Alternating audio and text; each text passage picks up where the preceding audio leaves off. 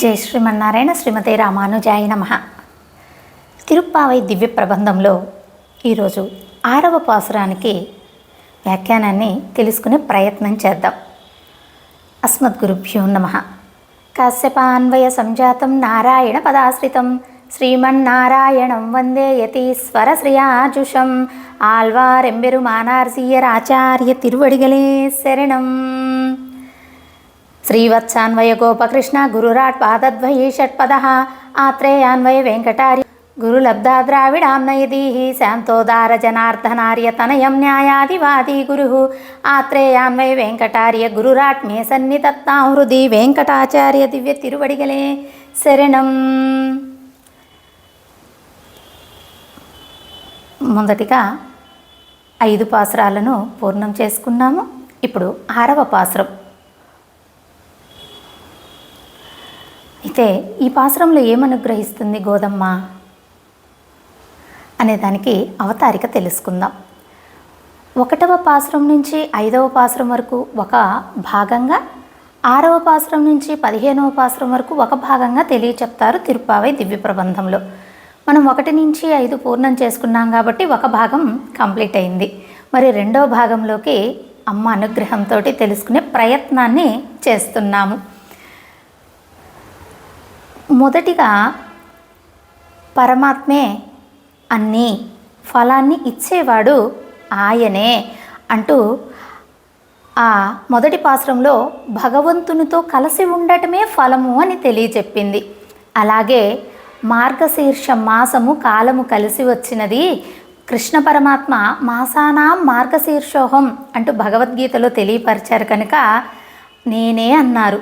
మరి మాసము కలిసి వచ్చినది, ఆ ఫలము భగవంతుణ్ణి చేరటమే ఫలంగా పెట్టుకొని ఉన్నాము అంటూ నారాయణ్ణే నమక్కే పరై తరువాన్ ఆ నారాయణ దగ్గరికి వెళ్ళి మనకు వ్రతానికి కావలసినటువంటి పరికరాలను తీసుకొని వ్రతమాచరిద్దాము అంటూ మొదటి పాసురంలో తెలియచెప్పింది.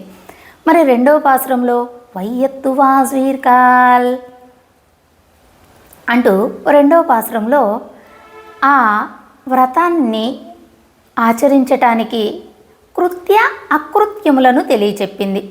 చేయవలసినవి ఏమిటి, చేయకూడనటువంటివి ఏమిటి అంటూ తెలియచెప్పింది 2వ పాసురంలో. అంటే ఫలము సాధనము రెండూ భగవంతుడే, ఉపాయము ఉపేయము రెండూ తానే అంటూ తెలియచెప్పింది. మరి 3వ పాసురంలో ఓంగి ఉళగళందా ఉత్తమన్ పేర్పాడి అంటూ ఈ ముల్లోకాలను కొలచినటువంటి ఆ త్రివిక్రముడు ఎలా వేపుగా పెరిగాడో అలాగే పంటలు పండాలి, సమృద్ధిగా ఉండాలి అనే అర్థంతో మనకు అనుగ్రహించి, అలాగే మనకు ఎవరైతే ఉపకారంగా ఉన్నారో వారిని మరువకూడదు, వారిని బాగా చూసుకోవాలి భాగవతులను అంటూ తెలియచెప్పింది. అలాగే 4వ పాసురంలో ఆజిమజై కన్నా ఒన్ను నీకై కరవేల్ అంటూ మనం ఒక మంచి పనిని తలపెట్టి చేస్తున్నట్లయితే మిగిలిన దేవతలు కూడా సహకరిస్తారు అంటూ ఆ వానదేవుణ్ణి మీరు అలా కురవాలి, ఇలా ఉరమాలి, ఇలా మెరవాలి అంటూ ఆర్డర్ వేసి తెలియచెప్పింది భోగ్యంగా. మరి 5వ పాసురంలో ఏమనుగ్రహిస్తున్నారు అంటే, మనము ఇంతకుముందు అనేక పాపాలు చేసి ఉన్నాము కదా, మరి ఇప్పుడు పరమాత్మను చేరాలంటే ఆ పాపాలన్నీ కూడా అడ్డుపడతాయేమో అనే ప్రశ్నకు గోదమ్మ చెప్తుంది, అగ్నిలో వేసినటువంటి దూది పింజల వలె ఈ పాపాలన్నీ కూడా బూడిదైపోతాయి. పరమాత్మను చేరుకోవటానికి ఎటువంటి అడ్డంకులు లేవు, ఆయనే తొలగించుకుంటాడు అంటూ ఆ యొక్క విషయాన్ని, విరోధులను తొలగించేవాడు పరమాత్మే, ఆయనే చేర్చుకుంటాడు అన్న విషయంగా మనకు తెలియచెప్తుంది. టోటల్గా ఈ 5 పాసురాలలో ప్రపన్నుడికి ఉండవలసినటువంటి 3 లక్షణాలను తెలియచెప్పింది. ప్రాప్యం, ప్రాపకం ఈ 2 పరమాత్మే. అలాగే వదిలిపెట్టవలసినది ఏమిటి, వదిలిపెట్టకుండా పెంపొందించుకోవలసినది ఏమిటి అంటూ తెలియచెప్పింది. జాడ్యం అంటే వదిలిపెట్టటం. అలాగే ఉపాదేయము అంటే పట్టవలసినటువంటివి అంటూ రెండింటిని కృప చేసింది. అలాగే 3 నేను అని చెప్పక లోకమంతా బాగుండాలి అని ఈ 3 గుణాలను ఈ 5 పాసురాలలో అనుగ్రహించింది మన గోదమ్మ.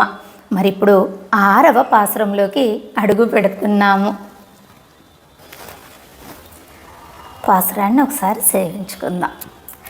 புள்ளும் சிலும்மினகான் புல்லரையின் கோயிலில் வெள்ளை வெளிசெங்கன் பேரரவம் கேட்டிலையோ பிள்ளாய சுந்துராய் பேயுமுளை நஞ்சுண்டு கள்ளச்சகடம் களக்கஜிய காள்ளோ ஒச்சி வெள்ளத்தரவில் துயில மருந்த வித்தின்னை உள்ளத்து கொண்டு முனிவர்களும் யோகிகளும் மெல்லைய சிந்தது என்ன பேரரவம் உள்ளம் புகுந்து కుళిరిందేలోరెంబావాయ్.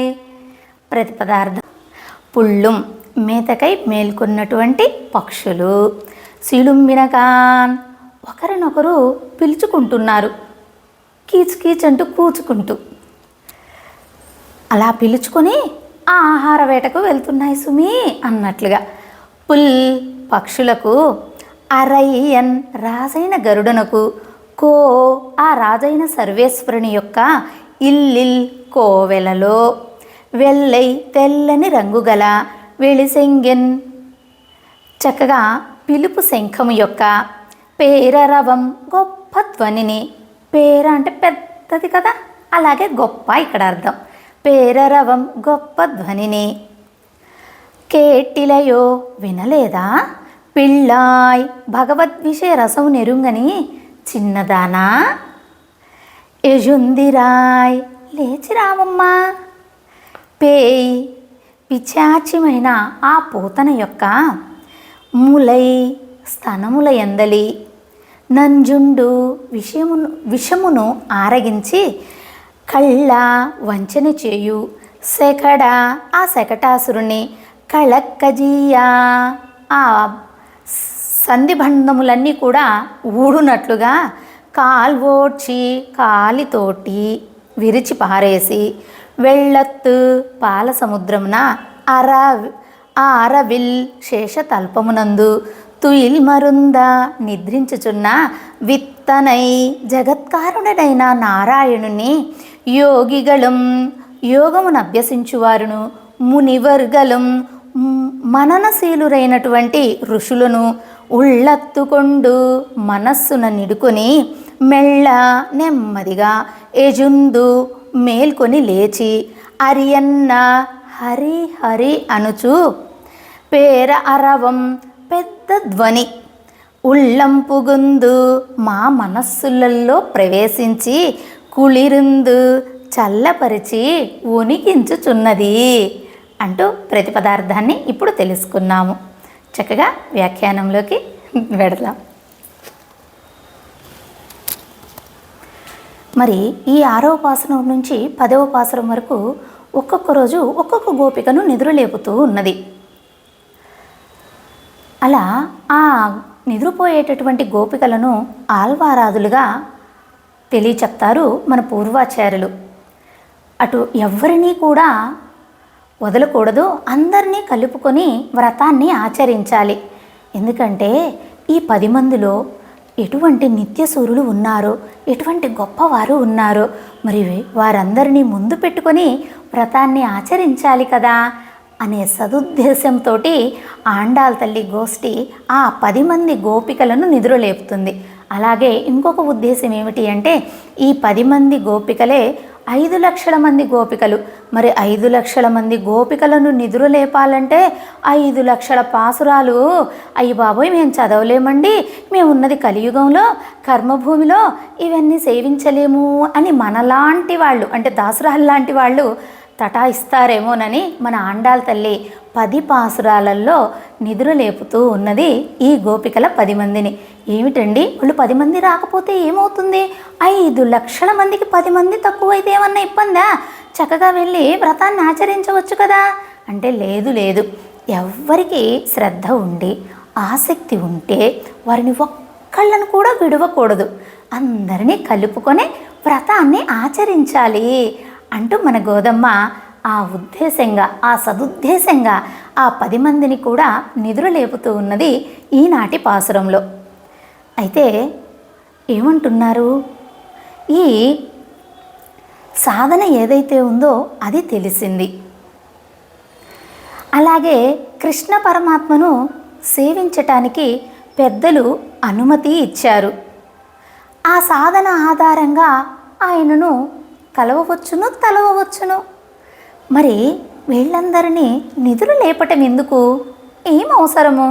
ఎవరికి వారు అనుభవించవచ్చు కదా, ఎవరికి వారు వ్రతాన్ని ఆచరించవచ్చును కదా అంటే దానికి తెలియచెప్తున్నారు. భగవదనుమునకు ముఖ్యమైన సాధనమైన ప్రేమయు ఉన్నది. అలాగే చేయవలసినటువంటి అంగములు అనుభవించదగిన శ్రీకృష్ణుడు దానికి ముఖ్యమైన కాలమును ఉన్నది. అలాగే గ్రామమందున్న గొల్ల పెద్దలు ఒప్పుకొని ఉన్నారు. అయితే అలా ఇవన్నీ అనుకూలంగా ఉన్నాయి కదా, ఇప్పుడు వీరిని లేపవలసినది ఎలా అంటూ మళ్ళీ ఒక అందులోనే లోతు ప్రశ్నలు. అంటే దానికి చెప్తున్నారు ఏమని? పెద్ద ప్రవాహం ప్రవహిస్తుంది, అందులోకి దిగాలంటే మనకు ఊత కావాలి, సహాయం కావాలి. ఒక్కళ్ళుగా వెళ్ళి దిగితే కాళ్ళు బురదలో ఇంకుకొని పోవచ్చు, జారి పడనూవచ్చు, లేదా కొట్టుకొని పోనూవచ్చు. ఇన్ని ప్రమాదాలు ఉన్నాయి. కనుక అటువంటి కళ్యాణ గుణాలు కలిగినటువంటి ఈ ప్రవాహంలో ఒక్కళ్ళుగా అనుభవించలేము సుమండి. అది అయ్యే పని కాదు. అందరం గోష్ఠిగా వెళ్ళాలి. నిత్యసూరులు వంటి వారే మేము అనుభవించలేము ఒక్కళ్ళుగా. ఎలాగట అంటే చెప్తున్నారు. ఆయన యొక్క సౌలభ్య గుణం ఉన్నది. ఆ సౌలభ్య గుణం ఎటువంటిది అంటే వైకుంఠంలో అన్నీ ఉన్నాయి. అన్నీ సమకూర్చడానికి సదా సేవకులు ఉన్నారు, నిత్యులు ముక్తులు. ఉన్నప్పటికీ ఆయన ఒక సంకల్పం అనుకొని కృష్ణ అవతారాన్ని దాల్చి రేపల్లెకు వచ్చి దొంగతనంగా వెన్నను ఆరగిస్తున్నారు. దొంగతనం ఏమీ కాదు కదండి, ఇదంతా పరమాత్మ సొత్తే. మరి ఆయన దొంగ అంటామేమిటి? ఆయన సొత్తును ఆయన ఆరగిస్తున్నారు, ఆయన సొత్తుకు ఆయన వచ్చారు, ఆయన సొత్తును ఆయన అనుభవిస్తున్నారు, ఆడుతున్నారు, పాడుతున్నారు. వాళ్ళదే కదా ఇదంతా స్థానం. అయితే లౌకికంగా ఏమంటున్నాము? దొంగ అంటున్నాము. అలా ఆ వెన్న తినేటటువంటి సన్నివేశాన్ని నిత్యులు కూడా అనుభవిస్తూ అయ్యో బాబోయ్ ఈయన సౌలభ్య గుణము అర్థమవ్వదండి, అక్కడ వెన్నలు మిగళ్ళు పాలు అన్నీ ఉన్నాయి, చక్కగా సమకూర్చి పెట్టేవాళ్ళు ఉన్నారు, వాటిని అన్నిటిని వదులుకొని భూలోకానికి వచ్చి ఒక దొంగగా వెన్నను స్వీకరిస్తున్నాడు. ఏమిటి సౌలభ్య గుణం? ఎవరికి సాధ్యమవుతుంది ఇలా అని అంటూ వారు కూడా అనుభవించలేక నిత్యులు కూడా సహాయాన్ని కోరుతున్నారు. అలాగే పరమాత్మ అందంగా ఉంటాడు. శంకు చక్ర గద ఖడ్గ పద్మాలను చక్కగా నందకాలను, పద్మం కాదండి నందకం, వాటిని ఆయుధాలుగా ఆయన ధరించి దర్శనాన్ని ఇస్తే ఎంత భోగ్యంగా ఉన్నారు. ఆ అందం అనేటటువంటి ప్రవాహంలో కొట్టుకుపోతారు, ఒక్కరుగా అనుభవించలేరు కదా. అలా ఒక్కరుగా అనుభవించలేరు. అలాంటి అందాలను చూడాలన్నా పక్కన తోడు ఉండవలసినదే, ఒక్కళ్ళం చెయ్యలేం, సహాయం కావలసినదే. ఒకవేళ అలా సహాయం ఉండి చూస్తేనే మనం ఏమైపోతామో తెలీదు, ఉక్కిరి బిక్కిరైపోయేటటువంటి ప్రమాదం ఉన్నది. ఎలాగంటే మనకు శ్రీరంగంలో 2 స్తంభాలు ఉంటాయి ఆ గర్భగుడి దగ్గర ముందుగా. ఎందుకు అవి అంటే పరాశర భట్టర్ వారు అంటారు, ఆయన్ను దర్శించిన తర్వాత ఆ యొక్క ప్రవాహంలో కొట్టుకుపోతాము, ఆయన్ను చూసిన తర్వాత మనం నిలబడలేము, కనుక ఆ స్తంభాలను పట్టుకొని అలా నిలబడవచ్చు అంటూ తెలియచెప్తారు. అలాంటి సౌందర్యము మన స్వామిది. మరి ఆ సౌందర్యాన్ని చూడాలంటే ఒక్కరుగా చేతవ్వదండి, పక్కన సహాయకులు కావలసినదే. అలా శ్రీయప్పతిని అనుభవించటానికి నిత్యులకే సహాయం కావలసి వచ్చినది. ఎందుకంటే సౌలభ్యమును, పరతత్వమును, సౌందర్యమును అపారముగా కలిగి ఉన్నాడు పరమాత్మ. మరి అటువంటి గుణాలు కలిగి ఉన్నటువంటి వాడిని అనుభవించటానికి ఆల్వారాదులకు, నిత్యులకు సహాయకులు అవసరమై ఉంటే మరి మేము గొల్లలం, ఏది ఎడమ చెయ్యో ఏది కుడి చెయ్యో తెలియనటువంటి వారము. మరి మేము మాత్రము అందరినీ కలుపుకొని కదా అనుభవించవలసినది, మా వల్ల అవుతుందా ఏమిటి అంటున్నారు ఇక్కడ గోదమ్మ. దానికి పైగా ఇంకొకటి ఏమిటంటే ఏకస్వాదున భుంజీత, ఏకస్వాద నభుంజీత అంటే మధురమైనటువంటి పదార్థాన్ని ఏ ఒక్కరుగా స్వీకరించకూడదట. అది అందరికీ పంచాలి, అందరం కలిసి స్వీకరించాలి. కనుక అలా కూడా అంటూ తెలియచెప్తున్నారు. అందుకనే మనం కోవెలకు వెళ్ళినప్పుడు ప్రసాదం కొంచెము పెట్టారే అనుకోండి, ఆ కొంచెమైనా తినేస్తామా? లేదు, మనకు ఎదురైన వాళ్లకు, లేకపోతే మన ఇళ్ళ దగ్గర వాళ్లకు, లేదా మన ఇంట్లో వాళ్లకు కొంచెమైనా పట్టుకొస్తామా? గుగ్గిళ్ళు, సుండలు అంటాం కదా, వాటిని తీసుకొచ్చి తలా 2 గింజలైనా పెడతాం. ఎందుకంటే అది ప్రసాదం, అది మధురం. అటువంటి మధురాన్ని ఒక్కళ్ళంగా స్వీకరించకూడదు. అలాగే పరమాత్మ యొక్క కళ్యాణ గుణాలను కూడా ఒక్కరుగా స్వీకరించకూడదు అనేది ఒకటి. ఇంకొకటి స్వీకరించలేము, మన వల్ల కాదు అనేది మరొక విధంగా ఇక్కడ గోదమ్మ తెలియచెప్తూ ఉన్నది. దానికి పైగా భగవద్విషయమును అనుభవించననేటటువంటి ఆసక్తి కలిగినటువంటి వారందరినీ కూడా నిదురలేపుతూ ఉన్నది మన ఆండాళ్ళ తల్లి. భగవంతుడిపై శ్రద్ధ, భక్తి, ప్రేమ కలిగిన వాళ్ళను ఒక్కళ్ళని కూడా మిస్ చేయకూడదు కదండి. అలా తెలియచెప్తుంది ఆండాళ్ళ తల్లి.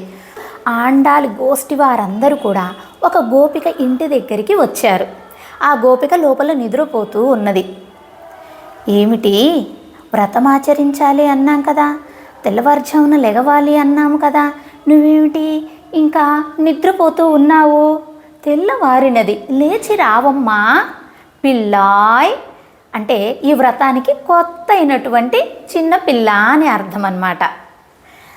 అలా పిలుస్తే పలకలేదు. ఏమిటి అంత నిద్రపోతున్నావా, లేచిరా అన్నారు మళ్ళీ. అప్పుడు అంటుంది లోపల గోపిక, ఏమిటి మీరు లేచి వచ్చారా, అప్పుడే తెల్లవారిందా అంటే దానికి చెప్తుంది బయట ఉన్నటువంటి ఆండాళ్ళ తల్లి, అమ్మా తెల్లవారింది, మేము లేచి వచ్చాము కదా, అందుకే నీకు చెప్తున్నావు లేచిరా అమ్మా అని. లోపల గోపిక అంటుంది, అవునా, తెల్లవారలేదు, ఏమీ లేదు, మీరు అసలు నిద్రపోతే కదా లేచి రావడానికి, అసలు మీరు నిద్రే పోలేదు, తెల్లవారిందంటే నేను ఎలా నమ్మను, ఇంకో కారణం ఏమన్నా ఉంటే చెప్పండి అనింది లోపల గోపబాలిక. దానికి బయటవా ఆండాళ్ళ గోష్ఠి వాళ్ళు ఏం చెప్తున్నారు అంటే, పక్షులు నిద్ర లేచాయి, కీచు కీచుమంటి వాటి భాషల్లో ఆ పక్క పక్షులను పిలుచుకొని ఆహార అన్వేషణకు బయలుదేరుతున్నాయి.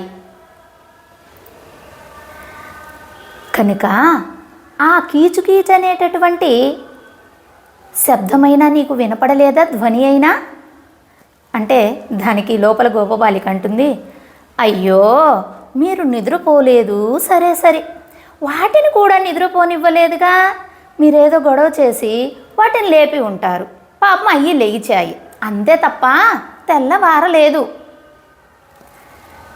అనగానే ఇంకో కారణాన్ని చెప్తున్నారు బయటవారు. పక్షులకు రాజైనటువంటి గరుడాల్వారు, ఆయనకు సర్వరాజైనటువంటి సర్వాధికారైనటువంటి సర్వేశ్వరుడైనటువంటి శ్రీమన్నారాయణ కోవెల. ఆ కోవెలలో మునులు శంఖాన్ని ఊదుతున్నారు. తెల్లటి శంఖాన్ని పట్టి ఊదుతున్నారు. అంటే లోపల గోపబాలిక అంటుంది, తెల్లటి శంఖమే అని ఏమన్నా కలర్స్ ఉంటాయా ఏంటి? దాని విలక్షణాన్ని మీరు నాకు తెలియచెప్తున్నారు. అయ్యో, ఆ శంఖాన్ని ఊదే శబ్దమైనా నీకు వినపడిందా అమ్మా అంటే, లేదు మీరేంటో చెప్తున్నారు, తెల్లవారనే లేదు అన్నింది లోపల గోపబాలిక. అప్పుడు అమ్మా, ఆ యొక్క సర్వేశ్వరుణ్ణి ప్రార్థన చెయ్యటం కోసము మునులు ఋషులు ఆ నిద్ర నుండి మేల్కాంచి వాళ్ళు నిద్ర నుంచి లెగుస్తూ వారి హృదయంపై చెయ్యి పెట్టుకొని హరి హరి హరి అని ఆ హృదయ స్థానంలో ఉండేటటువంటి హరిని మెల్లిగా తలుస్తూ ఆయనకి ఇబ్బంది కలగకుండా స్మూత్గా పలుకుతూ వారు నిద్ర లెగుస్తున్నారు. మాకు ఆ ధ్వని వినపడి మేము నిద్ర లేచాము. ఆ చల్లటి మెత్తగా మాట్లాడినటువంటి మాటలు ఎలాగున్నాయంటే చల్ల గాలిలాగా వచ్చి మా చెవులను తాకాయి. మేము దానికి ముగ్ధులమై నిద్ర లేచాము అంటూ తెలియపరుస్తున్నారు ఇక్కడ గోపబాలికలు. ఇలా బయట గోపబాలికలు తెలియచెప్పారు. ఆ లోపల గోపబాలిక నిద్ర లెగిచి బయటికి రాలేదు. రాకపోతే అమ్మ, అసలు పక్షులంటే ఏమిటో తెలుసా? మనది అసలే గోధమ్మ చేతిలో ఎప్పుడు చిలుక ఉంటుంది కదా, కిజి. అసలు ఈ వైష్ణవ సాంప్రదాయానికి ఏమని పేరు? కిజి సాంప్రదాయము అని పేరు. చిలుకలాగా మన ఎలా చేస్తుంది చిలుక? మనం ఏది చెప్తే అది పలుకుతుంది. రామ అంటే రామ అంటుంది. అలాగే పూర్వాచారులు దేనినైతే మనకు అనుగ్రహించారో దానినే మనము పలకాలి. ఆ పలికేటటువంటిదే ఈ సాంప్రదాయం, వైష్ణవ సాంప్రదాయము. అందుకనే కిజి సాంప్రదాయము అంటారు, చిలుక సాంప్రదాయంగా తెలియచెప్తారనమాట. అలాగే పక్షులు ఇంకా ఏం చెప్తారు అంటే, ముఖ్యంగా పిళ్ళై ఆల్వాన్ అనేటటువంటి వారు అంటారు, తెల్లవారుచామున పక్షి లేచి కీచుమని అరిచింది అంటే అదే మనకు ప్రాపకం, అదే మనము ఆత్మను ఉజ్జీవింప చేసుకోవటానికి మంచిది, మంచి లక్షణం, మంచి సూచన అన్నట్టుగా తెలియచెప్తారు. అలాగే వామన అవతారంలో బలిచక్రవర్తి ఐడియా ఉంది కదా, మనం ఎట్లా 3వ పాసురంలో తెలుసుకున్నాం. ఆ బలిచక్రవర్తి కుమార్తె రత్నమాల. ఈ వామనుడుగా ఆయన అవతరించినప్పుడు అప్పుడు ఆ రత్నమాల అనుకుందట ఆ వామనుని చూసి, బా, నేను తనకు పాలను ఇస్తే బాగుండు, స్తన్యాన్ని అని. అంటే అంత చిన్న బాలుని చూస్తే ఆమెకు అమ్మతత్వం గుర్తుకొచ్చింది, అమ్మలాగా ఉండాలి అనుకున్నది. అయితే ఇది ఇక్కడ ఎందుకు చెప్తున్నాము అంటే ముందు తెలుస్తుంది మనకు, ఓకేనా? సరే, ఈ లోపల గోపబాలిక నిద్ర లెగవపోయేటప్పటికి అయ్యో, ఈ అమ్మాయి కొత్త అమ్మాయి, ఏమీ తెలియటలేదు, అలా పడుకొని ఉంది. సరే, కృష్ణయ్య గురించి ఏవైనా తెలియచెప్తే అప్పుడు ఉలిక్కిపడి లెగుసి వస్తుంది అని కృష్ణయ్యకు ఆపద వచ్చింది అన్నట్టుగా ఈ పూతన విషపు పాలనిచ్చినటువంటి సన్నివేశాన్ని చెప్తున్నారు. ఆ విషపు పాలు ఇవ్వటానికి పూతన వచ్చింది, ఆ విషపు పాలను కృష్ణ పరమాత్మ స్వీకరించాడు అని చెప్పిన ఆ అమ్మాయి లేచి రాలేదండి. అయితే ఈ యొక్క విషపు పాలు అనే దానికి ముందేమిటో తెలుసుకుందాం. ఇందనక మనం అనుకున్నామే రత్నమాలని, అది విషయం. ఆమె బలిచక్రవర్తి కుమార్తె. అప్పుడు ఏమనుకుంది, ఒక్కసారైనా నేను స్తన్యాన్ని ఇవ్వాలి అని కోరుకుంది మాతృభావనతోటి. అప్పుడు పరమాత్మ వామనుడిగా ఉన్నారు, ఇప్పుడు పరమాత్మ కృష్ణుడిగా ఉన్నాడు, చిన్న పిల్లవాడిగా ఉన్నాడు. మరి ఆనాడు కోరుకుంది కదా ఇష్టంగా మాతృభావనతోటి, ఆమెనే ఇక్కడ పూతనగా పుట్టింది. అలాగే తన స్తన్యాన్ని ఇవ్వాలి కృష్ణయ్యకు అనుకోగానే స్తన్యం ఏర్పడింది, పాలు పడ్డాయండి, స్తన్యం ఏర్పడింది. అయితే ఆ స్తనాలకు విషాన్ని రాసుకొని వచ్చింది. గెటప్ అంతా కూడా గోపిక స్త్రీలాగే, యశోదలాగే వచ్చింది. కానీ లోపల ఉండేటిది రాక్షస తత్వం. ఆ విషపు పాలని కృష్ణ పరమాత్మకి ఇచ్చింది. ఆయన స్వీకరించాడు. స్వీకరించిన తరువాత ఆమెకు మోక్షాన్ని ఇచ్చాడు. ఎందుకంటే తల్లి భావనతోటి నేను ఆయనకు స్తన్యాన్ని ఇవ్వాలి అని కోరుకున్నది కనుక నాకు తల్లి వంటిది అంటూ విషపు పాలనిచ్చిన ఆమెకు మోక్షాన్ని ఇచ్చినటువంటి కృష్ణ పరమాత్మ. పూతన వచ్చింది, విషపు పాలని ఇచ్చింది కృష్ణయ్యకు అని చెప్తే లెగిచి వస్తుందని చెప్పారు. కానీ ఆమెను లెగవలేదు. అయ్యో అయ్యో ఇంకా లెగవలేదే అని ఇంకొకటి చెప్తున్నారు. ఏమిటది? కళ్ళచ్చగడం. శకటాసురుడు బండి రూపాన్ని దాల్చి ఉన్నాడు. అప్పుడే కృష్ణయ్యకు ఒక 10 రోజులు 11 రోజులు అనుకుందాం. ఆ రోజు ఏమిటి అంటే మనం బారసాల అంటామే, ఆ విధంగా ఏదో బంధువులందరినీ పిలిచి చెయ్యాలి అనుకున్నారు యశోద పిరాటి వాళ్ళు. ఆ విధంగా ఆమె కడవ పట్టుకొని నీళ్లు తేవటానికి వెళ్ళింది యశోద. ఈ కృష్ణయ్యను బండి కింద ఉయ్యాల కట్టి దానిలో ఊపుతూ ఉన్నారు. అందులో పడుకొని ఉన్నాడు కృష్ణయ్య. సరే యశోద పిరాటి వెళ్ళింది. కృష్ణయ్య అయ్యో నాకు స్తన్యాన్ని ఇవ్వకుండా అమ్మ ఎక్కడికి వెళ్ళింది అని కాళ్ళు చేతులు గట్టిగా ఆడిచ్చి ఆ ఉయ్యాలను తంతూ ఉన్నాడు. ఆ తన్నటంలో ఆయన యొక్క శ్రీపాదం తగిలి ఆ యొక్క బండి రాక్షసుడు కాస్త విరిగి పడిపోయి సందులన్నీ వదిలేటట్టుగా విరిగి పడిపోయి సంహరింపబడ్డాడు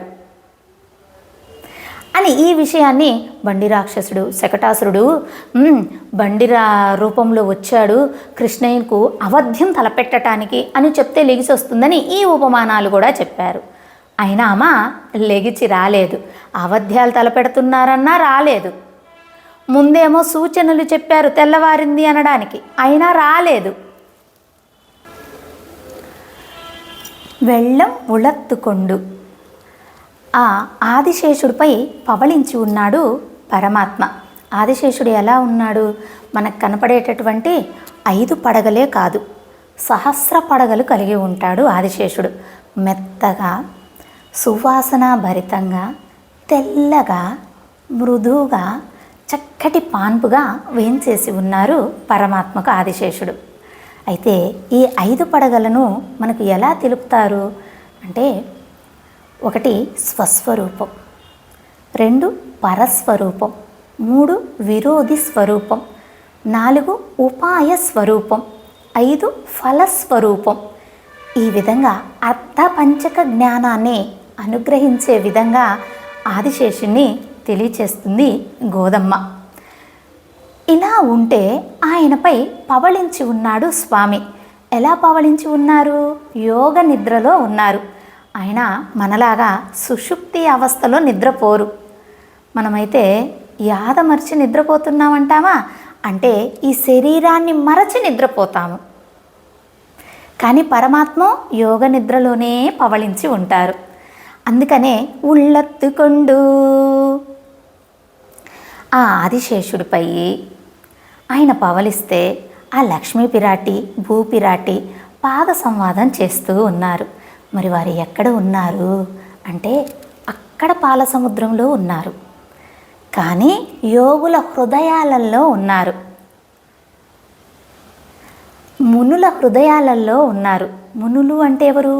మననశీలురు, పరమాత్మను మననం చేసుకుంటూ ఉండేటటువంటి వారన్నమాట.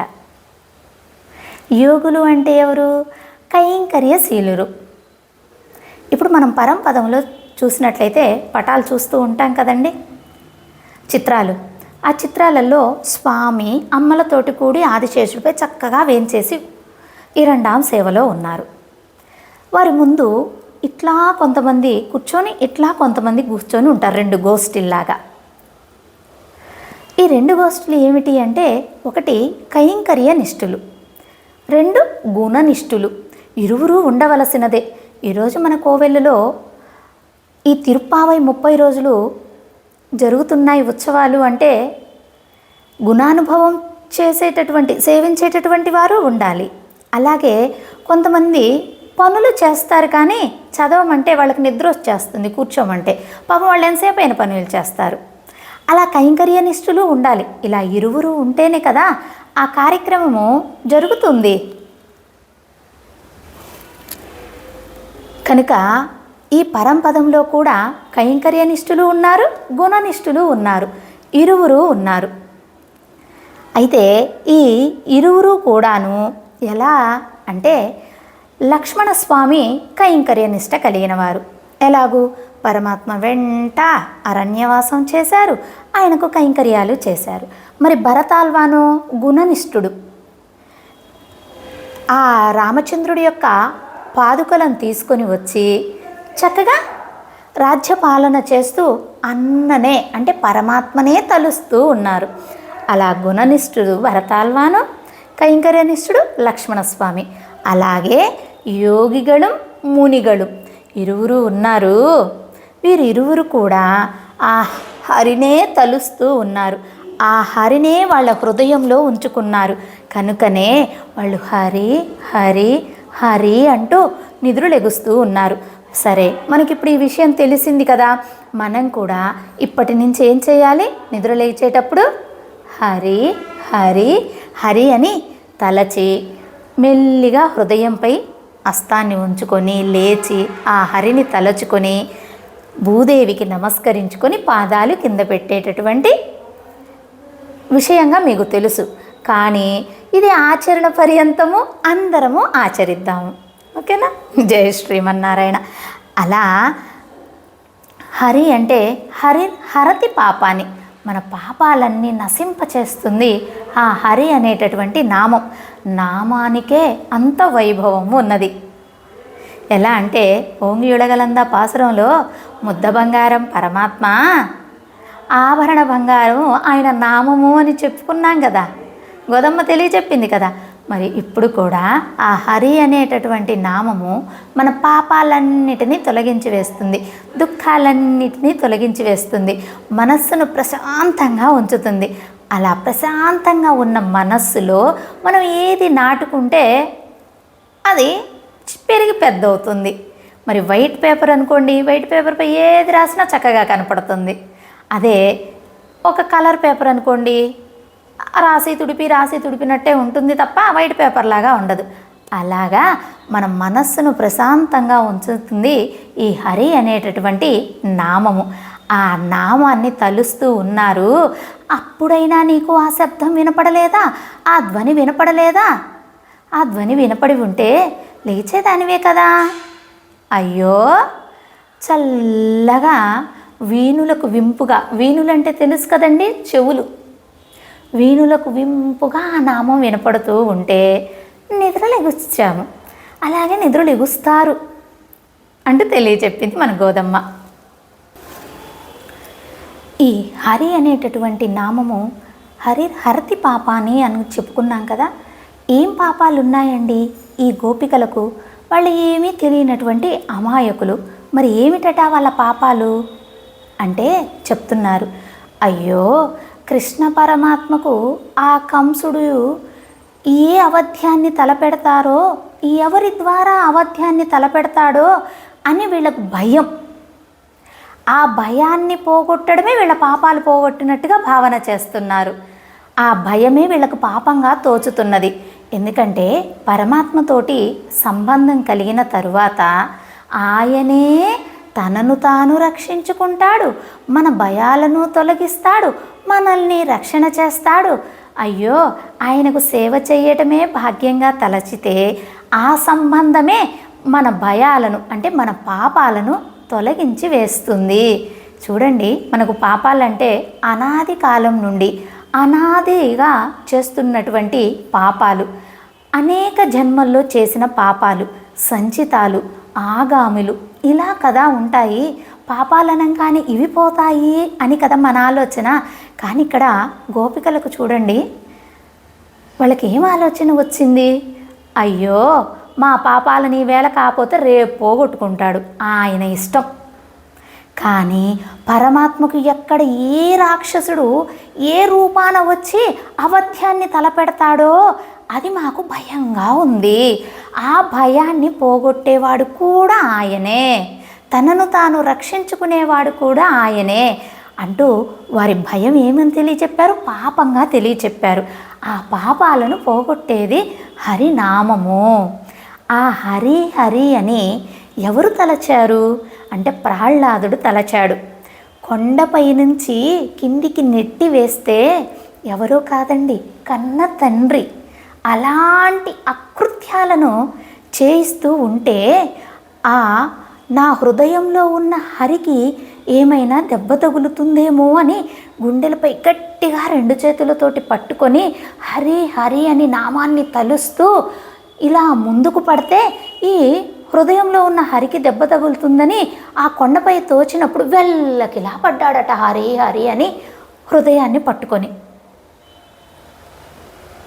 మరి అది కదండి భక్తి అంటే. అలాగా హరి హరి అని తలచినటువంటి వాడు ప్రహ్లాదుడు.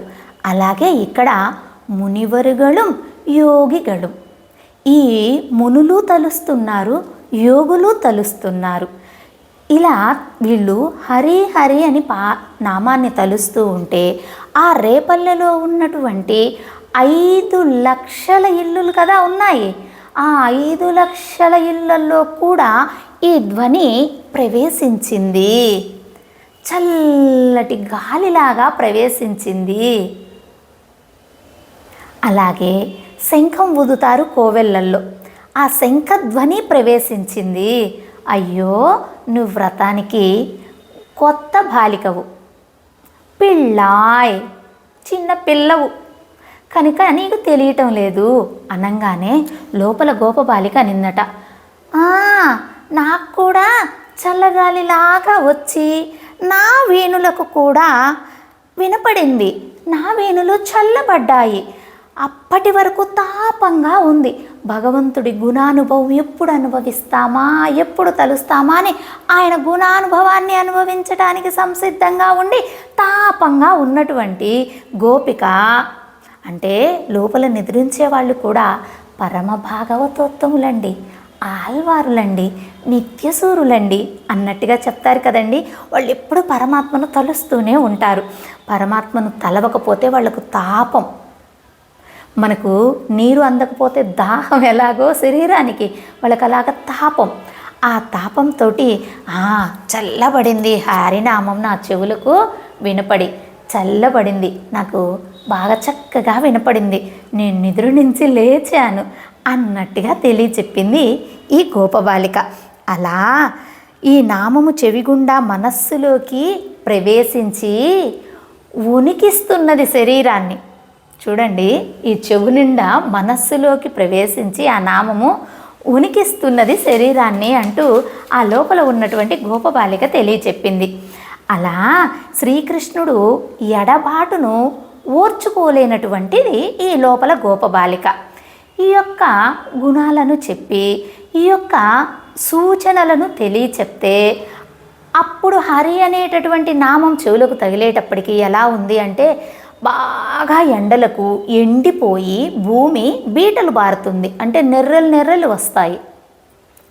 అలా బీటలు బారినటువంటి భూమిపై కొంచెంగా నీళ్లు ఒకేసారి పడితే అది వేడి ఉప్పొంగినట్లవుతుంది. అలా కాక కొంచెంగా వర్షం పడుతూ ఉంటే చల్లగా మెత్తగా అవుతుంది భూమి. అలాగే ఈ తాపంతో నా మనస్సు బీటలు బారిపోయి ఉన్నది. ఇప్పుడు ఆ హరి అనేటటువంటి నామము చెవిలోకి రాగానే అది మనస్సులోకి వెళ్ళగానే ఆ బీటలు బారినటువంటి మనస్సు కాస్త చల్లదనంతో హాయిగా ఆనందంగా ఉన్నది అంటూ ఆ గోపబాలిక ఆ యొక్క నామ ప్రవేశాన్ని కూడా మనకు అనుగ్రహిస్తూ ఉంది. కనుక అమ్మా, ఇప్పుడు ఆయన నామం వినపడిందిగా, ఇప్పుడు నీవు చల్లబడ్డావుగా, నీ మనస్సు చల్లబడిందిగా, ఇంకా లేచి రావమ్మా, గోష్ఠిగా అందరము పరమాత్మ చెంతకు చేరి ఆ యొక్క పరికరాలను తీసుకొని వ్రతాన్ని ఆచరిద్దాము. కనుక లేచి రావమ్మా. పక్షులకు ఎంతో వైభవం కలిగినటువంటి ఉపమానాలను చెప్పింది మన గోదమ్మ. అలాగే ఈ హరి అనేటటువంటి నామము బీటుబారినటువంటి, ఎలాగంటే రామ రామ రామ అంటూ సాగిపోవే మనసా, బీటుబారిన నేలలు కూడా పండుతాయి తెలుసా అంటూ చక్కగా కీర్తనను సేవిస్తామా? ఎలాగంటే ఆ రామ రామ అంటూ తలుస్తే చాలు మనస్సు ఎలా ఉంటుంది, బీటలు బారినటువంటి నేల కూడా పంట భూమి అయిపోతుంది.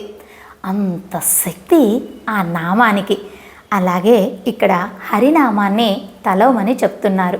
మరి ఇప్పుడు విన్నాము కదా, విన్నది వదిలి వేద్దామా, పట్టుకుందామా? చక్కగా పట్టుకుందాము.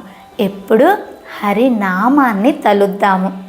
నామం తలవటానికి స్నానాదులను ఆచరించాలి, మనము శుద్ధి కావాలి, తినకముందు కావాలి, ఇలాంటి నియమాలు ఏమీ లేవు కదా. నామం ఎప్పుడైనా తలవచ్చును. ఎప్పుడు ఈ బుద్ధికి తలుస్తే అప్పుడు. అందుకనే రామానుజుల వారిని ఏమంటారు తెలుసా? తిరుప్పావై జియ్యరు అంటారు. ఈ తిరుప్పావై పాసురాలను ఎప్పుడు మననం చేస్తూనే ఉంటారు, స్ఫురణకు తెచ్చుకుంటూనే ఉంటారు, స్మరణ చేస్తూనే ఉంటారు. కనుక ఆయన్ను తిరుప్పావై జియ్యరు అన్నారు. అలాగే మన ఆండాళ్ళ తల్లి ఆయన్ను కోయిల్ అన్నా అంటూ సంబోధించింది. అటువంటి తోడబుట్టిన వాడిగా ఆండాలే ఆయన్ను స్వీకరించింది. మరి అటువంటి ఆయన ఇచ్చినటువంటి సాంప్రదాయంలో ఆల్వారులాదులు అనుగ్రహించినటువంటి పాసురాలలో ఈరోజు అనుభవిస్తున్నాము అంటే ఎంతటి మహద్భాగ్యం. మరి తెలుసుకున్న దానిని విడువక ఆ నామాన్ని తలుస్తూ మనము కూడా పరమాత్మపై ప్రేమతోటి ఆయన బాగుంటే అంతా బాగుంటుంది. అవునా? ఆయన సృష్టే కదా. కనుక ఆయనకు మంగళాశాసనం చేయాలి, ఆయనకు ఎటువంటి అవధ్యాలు లేకుండా ఉండాలి అనేటటువంటి ప్రేమతత్వం మనలో ఏర్పడాలి. మరి ఎలా ఏర్పడుతుంది? ఆచార్యులు చెప్పిన శ్రీ సూక్తులను వినాలి, ఆచరణ చెయ్యాలి, ఆయన నామాలను పలకాలి, 10 మందిని కలుపుకొని కోవెలకు వెళ్ళాలి. మరి ఆండాళ్ళ తల్లి అదేగా చెప్పింది, కృష్ణుని యొక్క తిరుమాలిగకు వెళ్ళటమే. ఎలాగూ? మరి వీళ్ళు ఆండాళ్ళ తల్లి ఉన్నది ఎక్కడండి? శ్రీవిల్లిపుత్తూరులో. మరి కృష్ణుడు రేపల్లెలో. అదేమో ద్వాపరయుగం, ఇదేమో కలియుగం. అప్పుడు వాళ్ళేమో గోపికలు, గొల్లలు. మరి ఇప్పుడు వీళ్ళు మామూలు వారు. అయినప్పటికీ ద్వాపరయుగంలాగా అనుకరించింది, గొల్లల్లాగా అనుకరించింది. శ్రీవిల్లిపుత్తూరులో ఉండేటటువంటి వటపత్రసాయినే కృష్ణ పరమాత్మగా అనుకరించింది. ఆ రేపల్లెలో ఉండేటటువంటి తన గృహాన్ని ఇక్కడ శ్రీవిల్లిపుత్తూరులో ఉన్నటువంటి కోవెలను ఒకలా అనుకరించింది. వామ గొల్లలుగా గోపికల్లాగా అనుకరణ చేసుకుంది. అలాగేనా అంటే ఇంకా చేసింది. వాళ్ళలాగే ముడిపెట్టుకుంది, వాళ్ళలాగే వస్త్రధారణ చేసుకుంది, వాళ్ళలాగే సద్దులు ఆరగిస్తుంది. అలాగే వాళ్ళలాగే మరి అంత అనుకరణలోకి వెళ్ళిపోయిందండి. ఆ వెన్న మీగడల వాసనలు కూడా వచ్చాయండి. అట్లా గోపికలతోటిగా ఈ గోదమ్మ అనుకరణ వ్రతాన్ని చేస్తున్నది. మరి ఇవన్నీ తెలిసిన తర్వాత మనం కూడా ఆచరించాలి కదా. ఏమన్నా నియమాలు చెప్పారా? ఏమైనా కష్టమైనవి చెప్పారా? పలానా వాళ్ళే ఆచరించాలండి, ఎన్ని బోల్డని నియమాలండి అని ఎక్కడ చెప్పారు? పాపం సులువుగా అందరూ ఆచరించే విధంగా, అందరూ సేవించే విధంగా అమ్మ వైకుంఠమును వీడి మనందరినీ ఉజ్జీవింప చేయటానికి, దిద్దుబాటు చేయటానికి ఈ భూమిపై ఆ భూపిరాట్టి అంశజురాలుగా గోదమ్మ ఆనాడు జనక మహారాజుకు 5 సంవత్సరాల పాపలాగా సీతాపిరాట్టి ఎలా దొరికిందో భూమి దున్నుతుండగా, అలాగే పెరియాళ్వార్లకు చక్కగా 5 సంవత్సరాల ముద్దుల పట్టిగా మన గోదమ్మ అవతరించింది అయోనిజురాలుగా. మరి అలా అవతరించి ఇన్నిటినీ మనకు తెలియచెప్పి జ్ఞానాన్ని కలిగించి, ఏమీ లేదు మనం పరమాత్మకు చెయ్యటమే. ఎలాగండి? బాహ్యంగా ఏమో పెద్దలు వ్రతాన్ని ఆచరించమన్నారు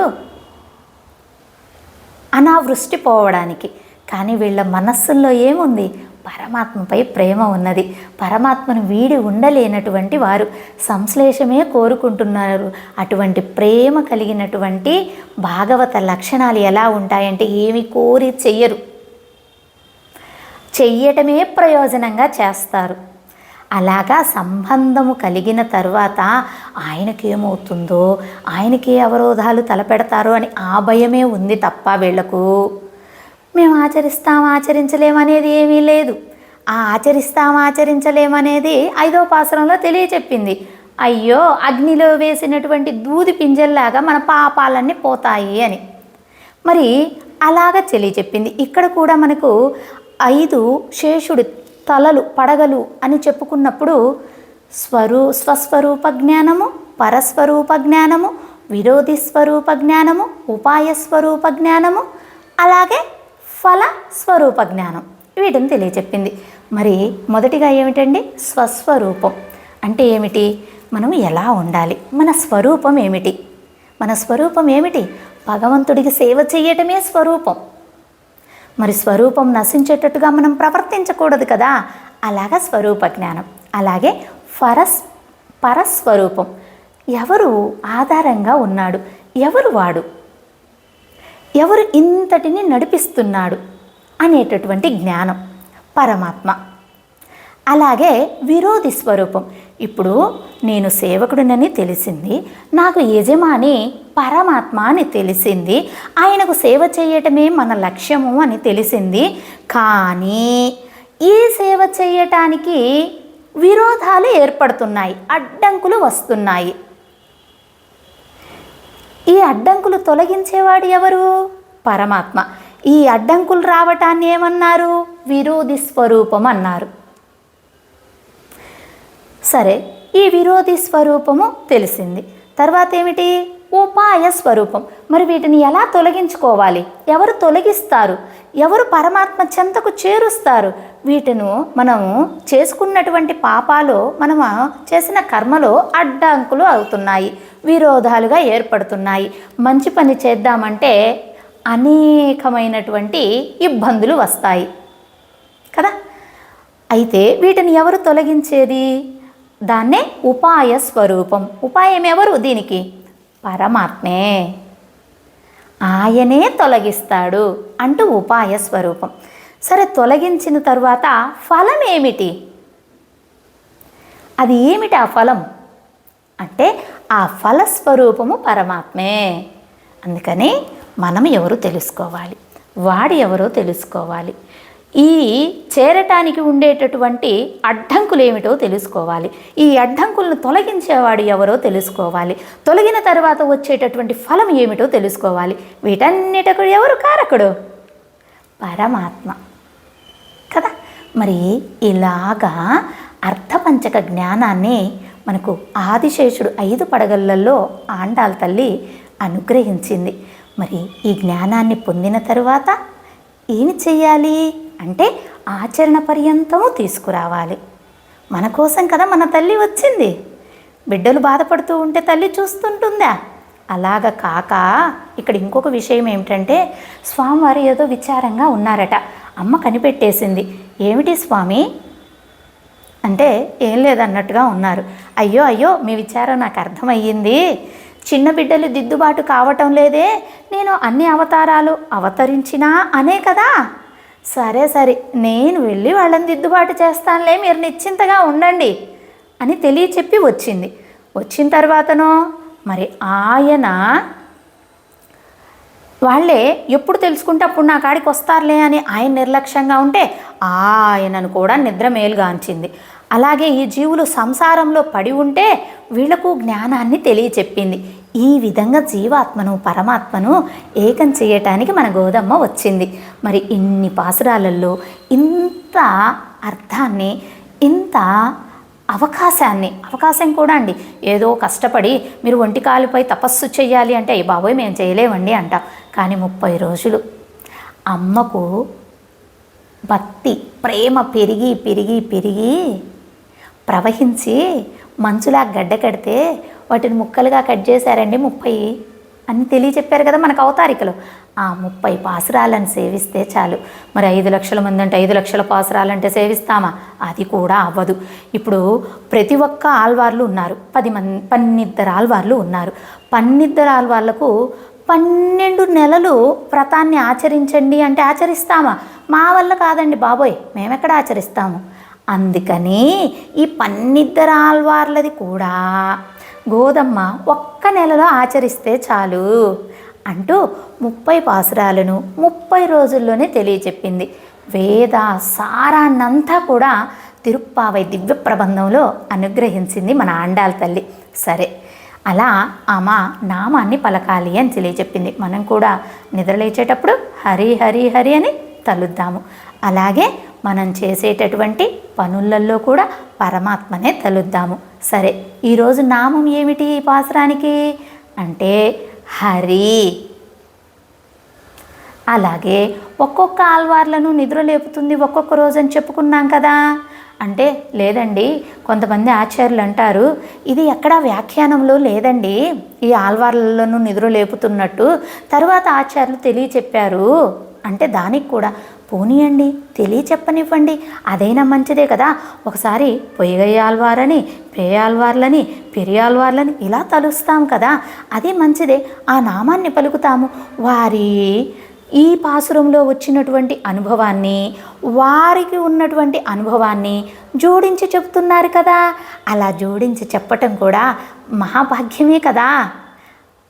అలాగా అనువదించుకోవటంలో తప్పేమీ లేదు అంటూ కొంతమంది ఆచార్యులు తెలియచెప్పారు.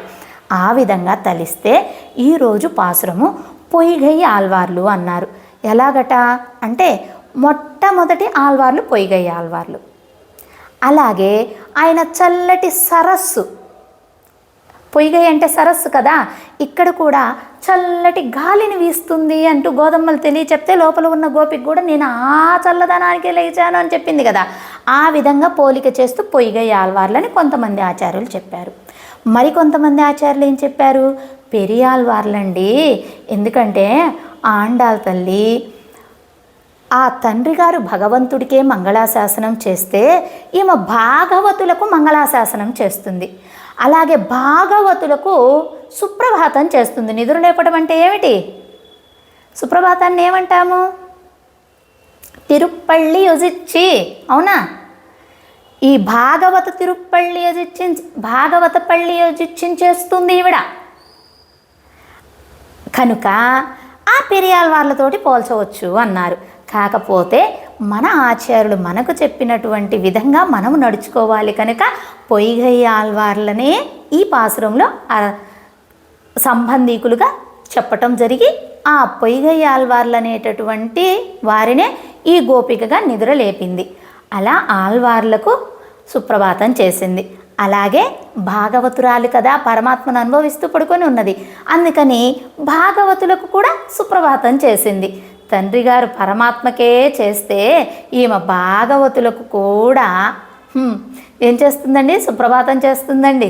తిరుప్పళ్ళి యొజిచ్చి అంటామే, ఆ సుప్రభాతాన్ని పాడింది మన ఆండాళ్ళ తల్లి అంటూ కృప చేస్తున్నారు.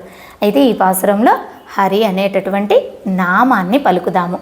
అలాగే గోపాంగను ఒక పేరుతోడు సంబోధన చేసింది కదా, ఏమిటది? పిళ్ళాయ్. ఆ పిళ్ళాయ్ అని ఇక్కడ గోపాంగను సంబోధన చేసింది. అలాగే దివ్యదేశము తిరుక్కురుగూర్. కురు అంటే పక్షి అని అర్థం అన్నమాట.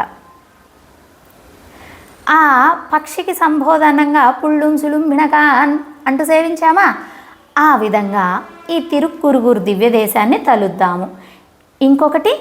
ఇంకో దివ్యదేశం ఏమిటి? నాచ్యార్ కోయిల్. నాచ్యార్ కోయిల్ అనగానే ఏం గుర్తొచ్చేసింది? గరుడాళ్వార్లు ఉంటారు. కళ్ళగరుడు అంటే రాతి గరుడు. కళ్ళగరుడు అంటే కళ్ళు కాదండి, రాతి గరుడు, నలుపు కాదు, రాతి. ఆ రాతి గరుడు లోపల ఉన్నప్పుడు ఆయన్ను తీసుకురావటానికి ఒక 9 పట్టుకుంటే వస్తాడు. ఆ తర్వాత బరువు పెరుగుతాడు, 8 మంది పట్టుకోవాలి. ఆ తర్వాత ఆ బయటికి పోతే 8 రెట్టింపు 16 మంది మొయ్యాలి. ఆ తర్వాత 32 మంది, ఆ తర్వాత 64 మంది, ఆ తర్వాత 128 మంది, ఆ తర్వాత 252 మంది, ఈ విధంగా 256. ఈ విధంగా ఆయన పెరుగుతూ ఉంటాడు. స్ట్రాంగ్ పక్షి. అలా వాహనం కాస్త మళ్ళీ లోపలికి వచ్చేటప్పుడు కూడా అంతమంది మోస్తారా, తర్వాత మళ్ళీ 128 మంది మోస్తారు, తరువాత 64 మంది, ఆ తర్వాత 32 మంది, ఆ తర్వాత 16, ఆ తర్వాత 8, తర్వాత 4, అలా కూర్చుంటాడు ఆయన స్థానంలో. ఆ విధంగా ప్రత్యేకత కలిగి ఉన్నది కనుక ఈ దివ్యదేశాన్ని సేవించవచ్చు. నాచ్యార్ కోయిల్, అమ్మవారి పెత్తనం సాగేటటువంటి కోవెల. స్వామివారు బయటికి రావాలన్నా అమ్మవారు ముందుగా వచ్చిద్దండి, అప్పుడు స్వామివారు వెనక వస్తారు. అంతగా అమ్మవారి యొక్క ఆధీనంలో ఉన్నటువంటి కోవెల. ఇక్కడ గరుడుని ఎందుకు చెప్పుకున్నామంటే పక్షి గురించి చెప్పుకోవలసి వచ్చింది కదా. అలాగా సర్వేశ్వరుడికే వాహనమైనటువంటి, పక్షులందరికీ రాజు అయినటువంటి గరుడాల్వార్లు ఈ విధంగా వాహన సేవ చేస్తారు ఆ యొక్క నాచియార్ కోవెల్లో అంటూ ఉన్నది. కనుక నాచియార్ కోవెల్ అనేటటువంటి దివ్యదేశాన్ని భోగ్యంగా అనుసంధానం చేద్దాం. ఏమేం చెప్పుకున్నామో నాచియార్ కోవెల, తిరుక్కురుగూరు, ఈ 2 దివ్యదేశాలు. హరి అనేటటువంటిది నామము.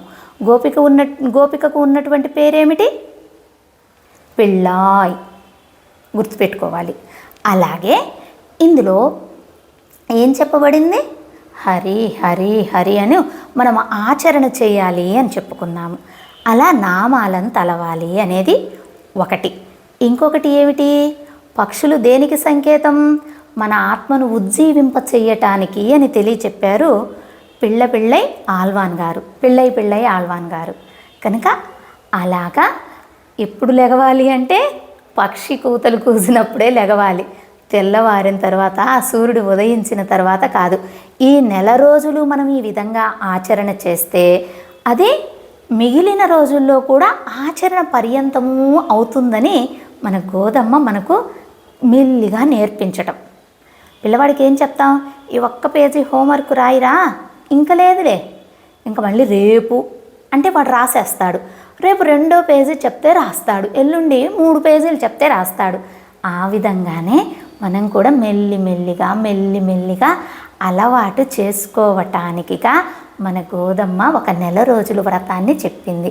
ఈ నెల రోజులు అనుభవపూర్వకంగా ఆచరణలో పెడితే తదుపరి అంటే మన జీవిత పర్యంతం, ఏదో 1 సంవత్సరం పర్యంతం కాదండి, మన జీవిత పర్యంతము కూడా ఈ విధంగా అలవాట్లను అలవర్చుకొని ఆచరణ చేస్తాము. మనముగా సంస్కరింపబడతాము. ఎవరికి వారు సంస్కరింపబడాలి, ప్లస్ వాళ్ళ చుట్టూ ఉన్నటువంటి వారిని కూడా సంస్కరింపబడేటట్టుగా చేయాలి.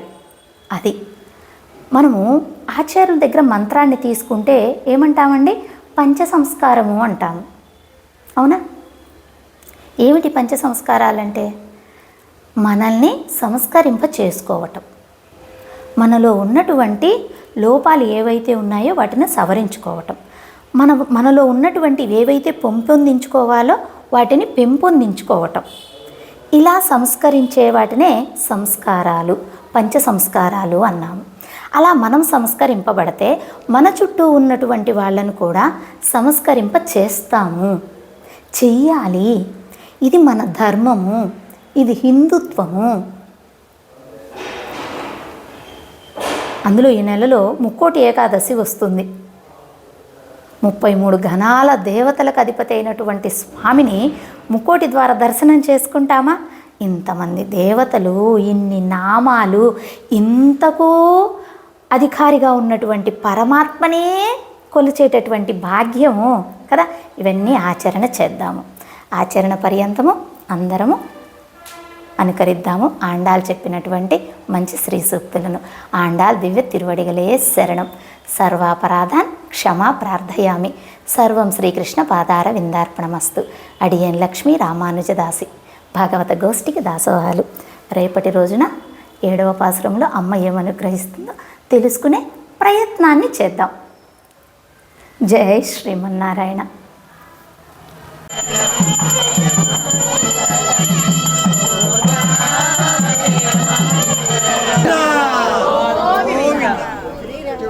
ఓం లక్ష్మీం క్షీరసముద్రరాజనయాం బ్రహ్మరామేశ్వరీం దాసీవతులీం గోదాదేవి వచ్చెనమ్మా, మన ఆండాళ్ళు వచ్చెనమ్మా. గోదాదేవి వచ్చెనమ్మా, మన ఆండాళ్ళు వచ్చెనమ్మా.